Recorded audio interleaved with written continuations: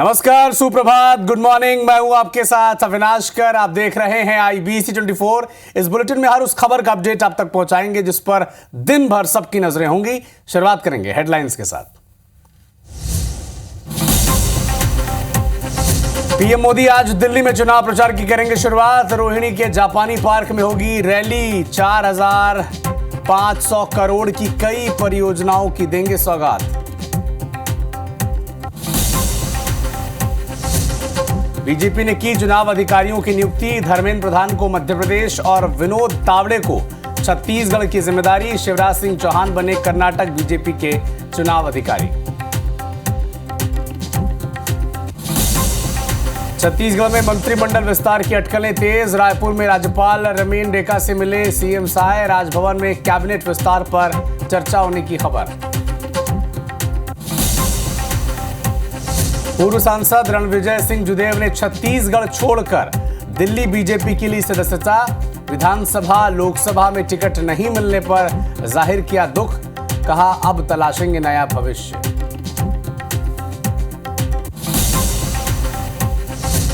आज ED office में पेश होंगे पूर्व मंत्री कवासी लखमा। आबकारी घोटाले में किया गया तलब। लखमा के बेटे से भी होगी पूछताछ।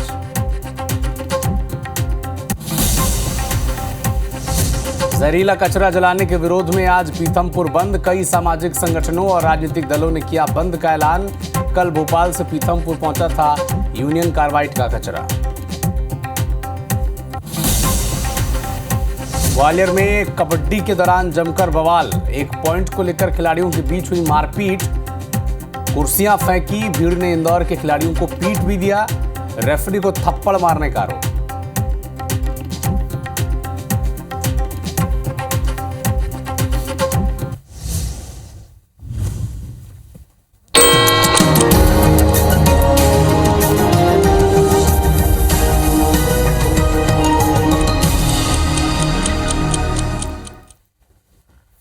और अब बात करेंगे सुबह 7 बजे की 7 बड़ी खबरों की। गृह मंत्री अमित शाह ने बयान दिया है कि कश्मीर का नाम महर्षि कश्यप पर पड़ा होगा। 8,000 साल पुरानी किताबों में कश्मीर का और झेलम का जिक्र है। इधर कांग्रेस शुरू करेगी जय बापू जय भीम जय संविधान का अभियान। 26 जनवरी तक ये अभियान चलाया जाएगा। भारतीय जनता पार्टी ने 29 राज्यों के लिए चुनाव अधिकारी नियुक्त कर दिए हैं। MP की कमान धर्मेंद्र प्रधान और विनोद तावड़े को छत्तीसगढ़ का चुनाव अधिकारी बनाया गया है। दिल्ली में PM मोदी चुनाव प्रचार करेंगे और कई सौगात उन्हें देंगे। शेख हसीना का पिता बांग्लादेश की राष्ट्रपिता नहीं है। नई किताबों में खालिदा जिया के पति जिया उर रहमान को आज़ादी का क्रेडिट दिया गया है, जबकि मनु भाकर गुकेश समेत 4 खिलाड़ियों को खेल रत्न से सम्मानित किया जाएगा। 17 तारीख को यह अवार्ड उन्हें राष्ट्रपति के हाथों मिलेगा। सिडनी टेस्ट की बात करें तो भारत ने टॉस जीता है, बल्लेबाजी चुनी है। रोहित की जगह जसप्रीत बुमराह इस टीम की कप्तानी कर रहे हैं, जिस पर अटकलें लगातार पिछले कुछ घंटों से लगाई जा रही थी। इन तमाम खबरों का अपडेट आप तक पहुंचाएंगे, लेकिन शुरुआत करेंगे एक राष्ट्रीय खबर के साथ। दिल्ली में चुनाव प्रचार का आगाज आज देश के प्रधानमंत्री नरेंद्र मोदी करने जा रहे हैं। दिल्ली को PM मोदी आज करोड़ों के विकास कार्यों की सौगात देंगे। कई प्रोजेक्ट्स का उद्घाटन और शिलान्यास भी करेंगे। दिल्ली यूनिवर्सिटी में 3 परियोजनाओं की आधारशिला भी रखने जा रहे हैं। EWS वर्ग को 1,675 फ्लैट्स की चाबी वो सौंपेंगे। 2 शहरी पुनर्विकास परियोजनाओं का उद्घाटन भी करेंगे। तो दिल्ली विधानसभा चुनाव को लेकर अब आगाज प्रचार का हो चुका है। आज चुनाव का शिलान्यास वो करेंगे और EWS वर्ग को 1,675 फ्लैट्स की चाबी सौंपेंगे।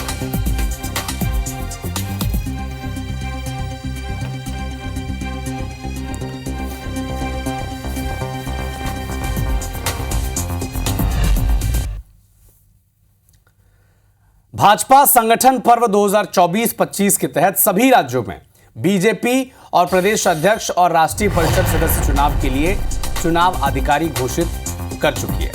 छत्तीसगढ़ बीजेपी का चुनाव अधिकारी विनोद तावड़े को बनाया गया है। मध्य प्रदेश बीजेपी का चुनाव अधिकारी धर्मेंद्र प्रधान को बनाया गया है।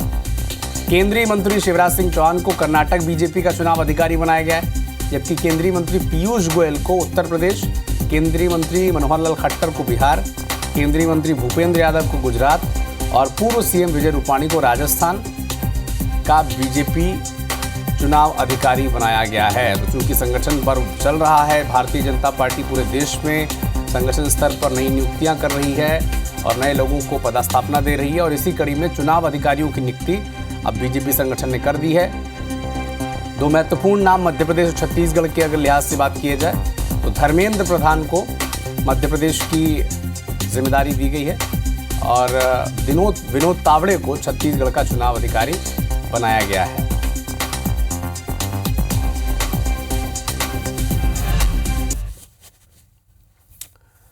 दिल्ली में आज से कांग्रेस पार्टी नया अभियान शुरू करने जा रही है। जय बापू, जय भीम, जय संविधान अभियान की शुरुआत आज से होगी।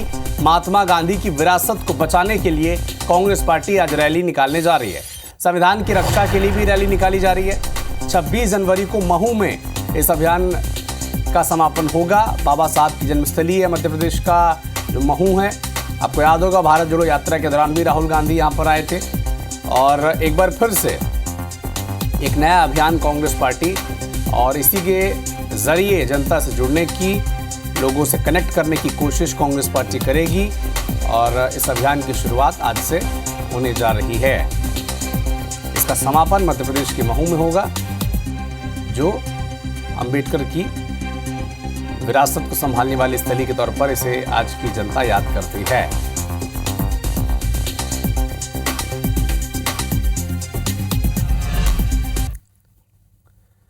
छत्तीसगढ़ में एक बार फिर से मंत्रिमंडल विस्तार की अटकलें तेज हो गई हैं। गुरुवार की देर शाम मुख्यमंत्री विष्णुदेव साय ने राज्यपाल रमेन डेका से मुलाकात की और उन्हें नए साल की शुभकामनाएं दी हैं। इस मौके पर उनके साथ प्रमुख सचिव सुबोध सिंह भी मौजूद रहे। साय ने आधे घंटे तक राज्यपाल के साथ चर्चा की है और इस दौरान मंत्रिमंडल विस्तार पर भी चर्चा होने की खबर है, लेकिन इस बात की आधिकारिक पुष्टि अब तक नहीं हो पाई है। लेकिन मुलाकात की तस्वीरें देखिए। रमेन डेका, छत्तीसगढ़ के राज्यपाल, मुख्यमंत्री विष्णुदेव साय ने उनके साथ मुलाकात की। उनके साथ प्रमुख सचिव सुबोध सिंह भी मौजूद रहे हैं। नए साल की शुभकामनाएं दी मुख्यमंत्री ने राज्यपाल को। लेकिन अब जो सूत्रों के हवाले से हमें खबर मिल पा रही है कि क्या मंत्रिमंडल पर भी चर्चा हुई है, यहाँ पर हमारा तो कहना है कि हुई है, लेकिन आधिकारिक पुष्टि अब तक हुई नहीं है। और इसी मुलाकात के साथ मंत्रिमंडल विस्तार की जो सुगबुगाहट है वो एक बार फिर से तेज हो चली है। नए साल की शुभकामनाएं दी हैं, ये तय है, इसकी तो पुष्टि है। लेकिन क्या इस आधे घंटे की बातचीत में एक बार भी मंत्रिमंडल विस्तार पर बातचीत नहीं हुई होगी? इसकी आधिकारिक पुष्टि अब तक तो नहीं हुई है, लेकिन संभावना है कि इस पर भी बातचीत हुई है।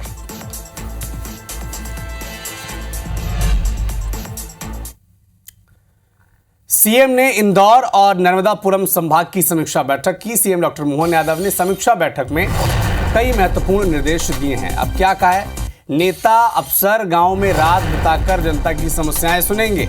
सभी एमएलए क्षेत्रीय अधिकारियों के साथ जनसंवाद करेंगे। अपने क्षेत्र का विजन डॉक्यूमेंट भी विधायक तैयार करेंगे। सभी संभागों के प्रभारी अपर मुख्य सचिव जिलेवार समीक्षा बैठक करेंगे। तो इस समीक्षा बैठक में कई महत्वपूर्ण निर्देश सीएम डॉक्टर मोहन यादव ने दिए हैं। जाएंगे अधिकारी, नेता, मंत्री सब गांव में रात बिताएंगे और जनता की समस्याएं सुनेंगे। तभी जो एक्चुअल रियलिटी है योजनाओं की, इसके बारे में जान सकेंगे नेता अफसर।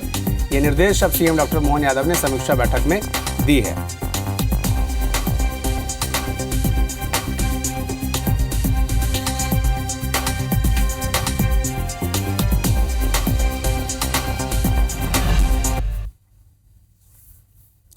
छत्तीसगढ़ बीजेपी के वरिष्ठ नेता रहे दिलीप सिंह जुदेव के भतीजे और पूर्व राज्यसभा सांसद रणविजय सिंह जुदेव ने छत्तीसगढ़ बीजेपी संगठन की सदस्यता छोड़ दी है।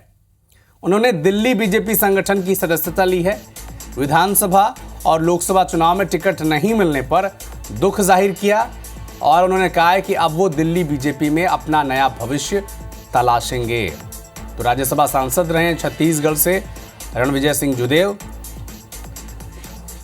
जो जुदेव परिवार की सियासी विरासत को आगे लेकर चल रहे थे, उनमें से एक नाम ये भी थे। और युद्धवीर सिंह जुदेव जो दिलीप सिंह जुदेव के बेटे हैं, वो भी उनकी सियासी विरासत को आगे लेकर चल रहे थे, लेकिन अल्प आयु में उनका निधन हो गया। अब प्रबल प्रताप सिंह जुदेव सियासी विरासत को आगे बढ़ा रहे हैं, लेकिन रणविजय सिंह जुदेव जो बीच में राज्यसभा सांसद थे छत्तीसगढ़ से 6 साल के लिए, उन्हें जब लोकसभा और विधानसभा चुनाव में मौका नहीं मिला तब वो अब थोड़े नाराज नजर आते हैं और अब छत्तीसगढ़ की जो बीजेपी की सदस्यता है उसे छोड़कर दिल्ली में उन्होंने भारतीय जनता पार्टी की सदस्यता ली है और वहां पर वो अपना सियासी भविष्य तलाशेंगे, ऐसी बात वो कह रहे हैं।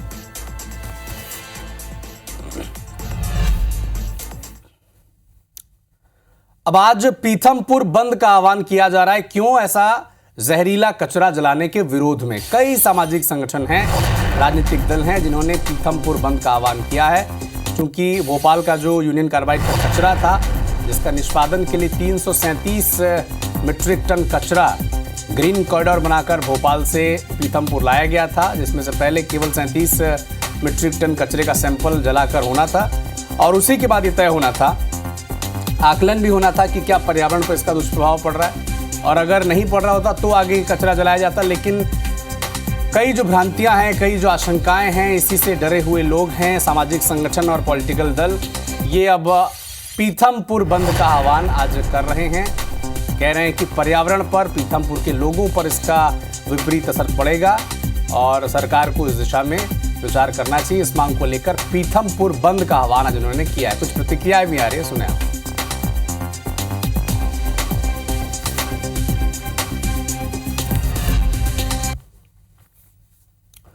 पीथमपुर में जहरीले कचरे को डिस्पोज करने को लेकर सियासी बयानबाजी भी तेज हो गई है। कांग्रेस के मुताबिक 21 जगहों पर जमे कचरे में से महज 1% कचरा उठाया गया है, जिसमें 100-150 करोड़ रुपए खर्च हो रहा है। पीथमपुर में कचरा जलाने से काफ़ी ज़्यादा जनहानि होने की आशंका है। तो इधर बीजेपी ने कांग्रेस के इन आरोपों पर पलटवार किया और कहा कि भोपाल गैस त्रासदी के लिए कांग्रेस जिम्मेदार है। उच्च न्यायालय के आदेश के मुताबिक सरकार सही तकनीक यानी टेक्नोलॉजी का इस्तेमाल कर कचरे को नष्ट कर रही है। मंत्री विजय शाह ने कहा कि पिछले 40 सालों से यूनियन कार्बाइड में पड़ा कचरा निपटान के इंतजार में था। अब इस कचरे को कोर्ट तथा भारत सरकार की तय प्रक्रिया के तहत निष्पादित किया जाएगा।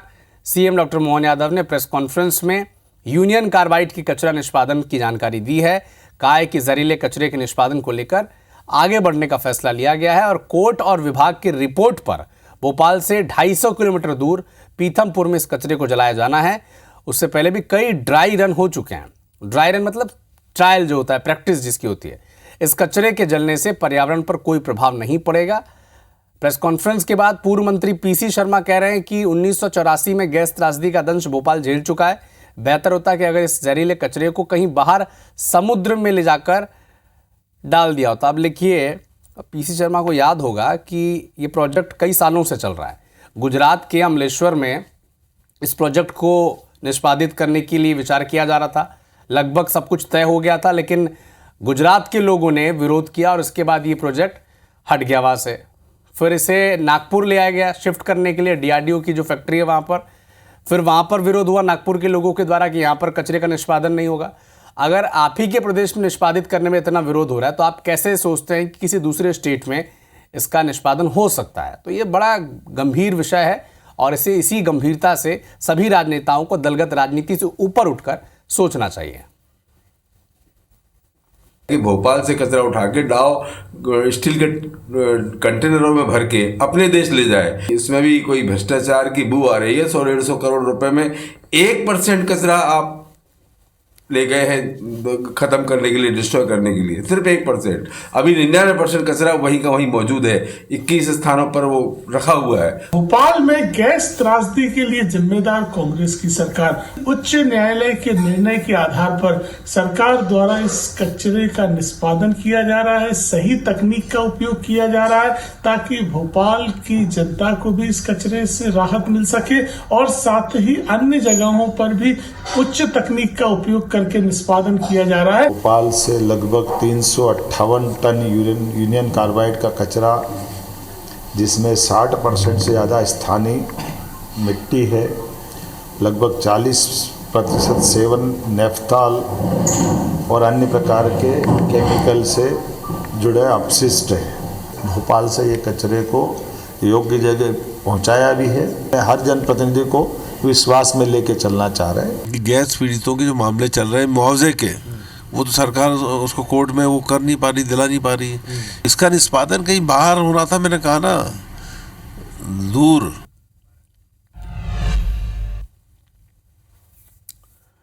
बिहार के पटना में आज चक्का जाम का ऐलान किया गया है। 70वीं बीपीएससी के री एग्जाम की मांग को लेकर चक्का जाम आज किए जा रहे हैं। परीक्षा के आयोजन में सुधार की मांग की जा रही है। आज बिहार के सभी एनएच, एसएच यानी नेशनल हाईवे, स्टेट हाईवे और रेलवे ट्रैक जाम किए जाएंगे। उग्र आंदोलन के लिए प्रदेश भर में तैयारी की गई है।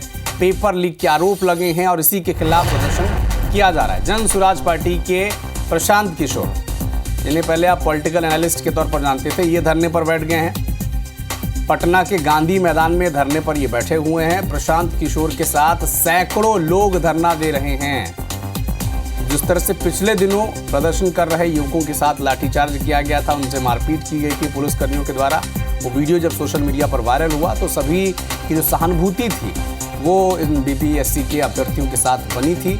और एक बार देखिए, फिर से बीपीएससी में पेपर लीक का जो आरोप लगा है और चुनाव प्रक्रिया, माफ कीजिएगा, परीक्षा प्रक्रिया के बेहतरी में सुधार के लिए जिस तरह से मांग की जा रही है, अब इस दिशा में एक उग्र आंदोलन आज किया जा रहा है। उसकी तैयारी है, क्योंकि हर नेशनल हाईवे, हर स्टेट हाईवे और रेलवे ट्रैक जाम करने की कोशिश आज रहेगी अभ्यर्थियों की और तैयारी करने वाले बच्चों की। और कुछ नेता भी इसमें जुड़े हैं। जन सुराज पार्टी के प्रमुख हैं प्रशांत किशोर, वो खुद धरने पर बैठे हैं। तस्वीर आप देखिए, ये पटना के गांधी मैदान की तस्वीरें हैं। ऐतिहासिक गांधी मैदान, जहां से देश की राजनीति को बदलने वाले कई आंदोलन शुरू हुए हैं। यहीं से जेपी ने धरना दिया था, यहीं से इंदिरा गांधी की सरकार गई थी, यही वो मैदान है। और एक बार फिर से बिहार में युवाओं के मुद्दे पर प्रशांत किशोर उनके साथ खड़े हैं। लेकिन देखना होगा कि आज पुलिस किस तरह से इस प्रदर्शन को हैंडल करती है।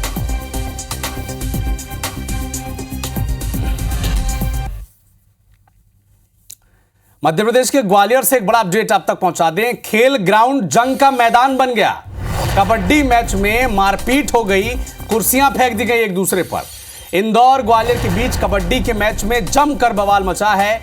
केवल एक पॉइंट को लेकर खिलाड़ियों में ऐसा विवाद हुआ कि रेफरी को ही थप्पड़ जड़ दिए गए।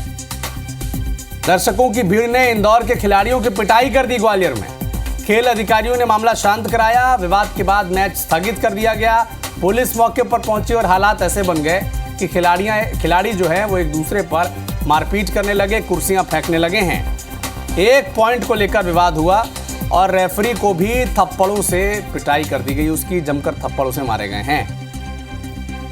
और इतना ही नहीं, इंदौर की टीम तो ग्वालियर खेलने आई थी, तो मेहमान टीम थी, लेकिन मेहमान टीम के साथ बड़ी बदतमीजी हुई है। जो दर्शक थे उन्होंने इंदौर की टीम को पीटा है, मारपीट की उनके साथ, और ये जो वीडियो है वायरल हो रहा है। यानी आप कह सकते हैं कि मैच तो कबड्डी का था, लेकिन तब्दील हो गया बॉक्सिंग में।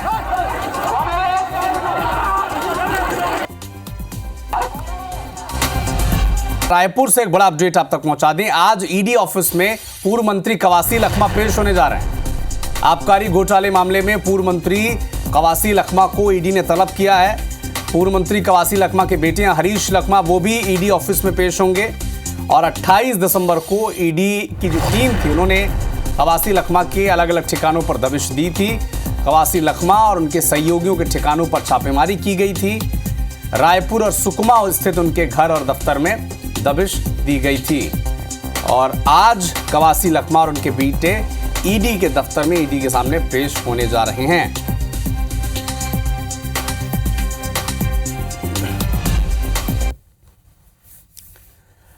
राजनांदगांव से एक बड़ा अपडेट आप तक पहुंचा दें। आरक्षक भर्ती परीक्षा में फर्जीवाड़ा केस में अब गिरफ्तारी हो गई है। 3 कंप्यूटर ऑपरेटर को गिरफ्तार कर जेल भेज दिया गया है। अनुचित तरीके से इवेंट में नंबर बढ़ाने पर यह एक्शन लिया गया। अब तक 14 लोगों की गिरफ्तारी हो चुकी है।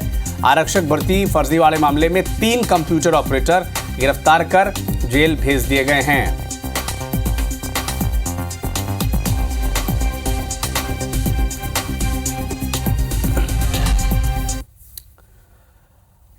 रायपुर से एक बड़ा अपडेट आप तक पहुंचा दें। मोवा फ्लाईओवर आज से 8 जनवरी तक बंद रहेगा। मेंटेनेंस और डामरीकरण के चलते इसे बंद किया जाएगा।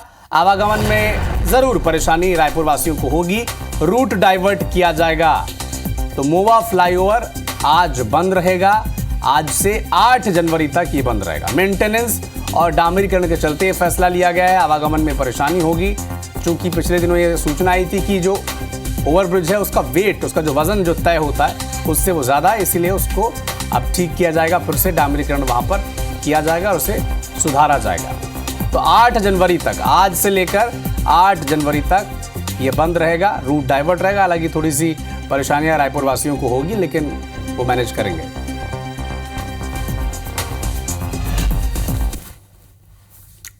खबर शिवपुरी से है, जहां जेसीबी मशीन की चपेट में आकर नाग की मौत हो गई है। इसके बाद एक सांप के ऊपर बैठी नागिन की जो तस्वीर है ये अब सोशल मीडिया पर वायरल हो रही है। ये पूरा वाकया नरवर गांव छतरी का है, जहां जेसीबी मशीन की सफाई की जा रही थी। इसी दौरान नाग नागिन का जोड़ा चपेट में आ गया। नाग नागिन के बाहर आते ही जेसीबी चालक ने अपनी मशीन बंद कर दी और मशीन से नीचे उतरकर लोगों को इसकी जानकारी दी है। और इसके बाद नाग नागिन को देखने के लिए लोगों की भीड़ वहां पर जुट गई। इस बीच नरवर निवासी सर्पमित्र सलमान पठान को नाग नागिन की सूचना दी गई। गांव वो पहुंचे, नाग को बाहर निकाला, लेकिन इसके तुरंत बाद जो मृत नागिन थी वो उसके पास आकर बैठ गई। सर्पमित्र ने बताया कि ये दोनों लगभग 16-17 साल से साथ में हैं। तो जेसीबी मशीन की चपेट में आकर नाग की मौत हो गई और जो मृत नाग था उसके पास उसके बाद नागिन आकर बैठ गई। और इस नाग नागिन के जोड़े को देखने के लिए अब वहाँ पर भीड़ भी उमड़ पड़ी है। सर्पमित्र बता रहे हैं कि पिछले 16-17 सालों से वो साथ में थे। जेसीबी मशीन की चपेट में ये नाग आ गया, जिससे उसकी मौत हो गई है। मशीन से ये धोखे से मर चुके हैं, क्योंकि जाने माने फिल्म अभिनेता रजा मुराद सीधी जिले से गुजर रहे थे। वे कुंभ स्नान करने प्रयागराज जा रहे थे। इसी दौरान उन्होंने लहलहाते सरसों के खेत को देखकर अचानक अपनी कार रुकवा दी। कार से नीचे उतरे, खेतों की खूबसूरती देखी, विंध्य की तारीफ की। अपने गांव में मशहूर फिल्म अभिनेता रजा मुराद को देखकर वहां के युवा खुद को रोक नहीं पाए और देखते ही देखते फिल्म अभिनेता रजा मुराद से मिलने के लिए युवाओं की भीड़ लग गई। स्थानीय लोगों ने रजा मुराद साहब के साथ सेल्फी ली और चाय की चुस्की भी ली। तो सरसों का खेत देखकर रजा मुराद साहब खुद को रोक नहीं पाए, गाड़ी रोक दी, वीडियो भी बनाया, लोगों के साथ बातचीत भी की, चाय का भी आनंद उन्होंने लिया है।